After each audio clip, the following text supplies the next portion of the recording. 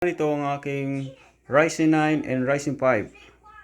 So, inassemble ko lang po siya. Bali, ito yung aking unang desktop.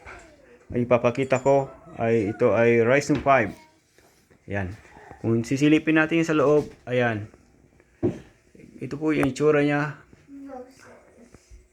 Ayan, simple lang. So, kunting upgrade para lalong gumanda. So, maglalagay tayo dyan dito ng liquid yung cooler pa niya para may lagay natin doon. So sa ngayon wala pang budget, medyo kapos. Yan. So dito naman tayo sa Ryzen 9 ang 7900X at gumamit pa ako ng MSI Project Zero. So ito yung ating box niya. Yan. So, B650M. Yan. Ito yung ating ginamit. AMD. Ryzen 9. Yan. Ito yung aking sinetup. So, maganda po yung loob niya. Full glass po siya. So, ganyan. Ang ganda. Yan. So, andito yung power on natin.